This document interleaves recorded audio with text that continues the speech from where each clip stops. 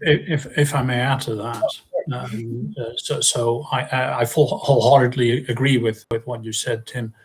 I would also add that you need, let's say, the guidelines from the top of the organization. A simple KPI as our portfolio needs to be below X cubic meters per square meter per year, right? Of course, you need data for that. But once you have such a target, you can also start addressing your buildings one by one. Now, it depends a little bit on what type of asset class you have, right? I mean, if you have a logistics building with a water-heavy tenant in there, it becomes a little bit more complicated.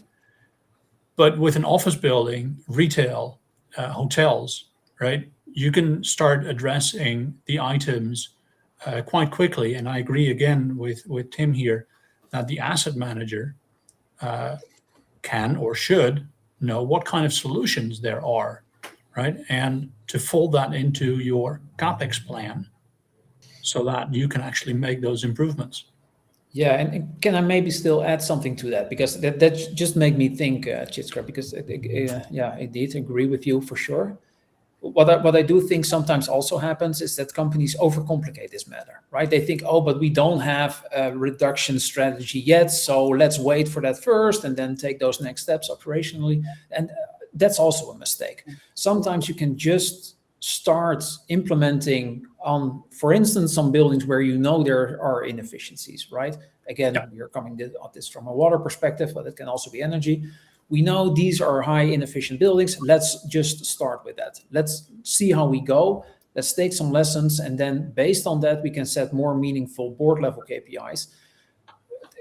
Point being is you need momentum, right? Also to get that insight as a company to know what is feasible. So yeah, anyway, just want to add to that it's also something that you can just start with without having that, without having everything clear yet on a board level.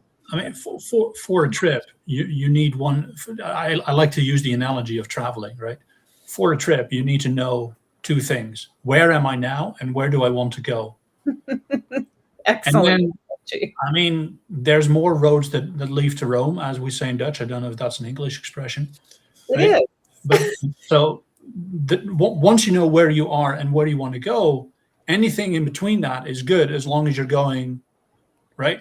And from Amsterdam, where I'm based close to Amsterdam, I mean, if I decide to go through Berlin to Rome, that's my choice. Somebody else might go through Paris. That's their choice. But as long as I have that beginning and the goal, I can set that route. Yeah. And I think as well, I don't know, just again, adding to that, and this is maybe a topic also more for you, Chitskar, but I think from, because we both talk a lot to sustainability directors or ESG directors or whatever name they have, that's exactly sort of the struggle that they sometimes have, I can imagine, right? Because like they have big goals, big clear goals, and they don't know how to set those first steps. And that sometimes we see that as sort of this paralysis, in that you don't do anything yet because you first want to think through every different scenario, what is feasible. And then it's sort of, indeed, to your point, let's just take a first step sometimes, right? But that's something we see sometimes happening and talking to those clients.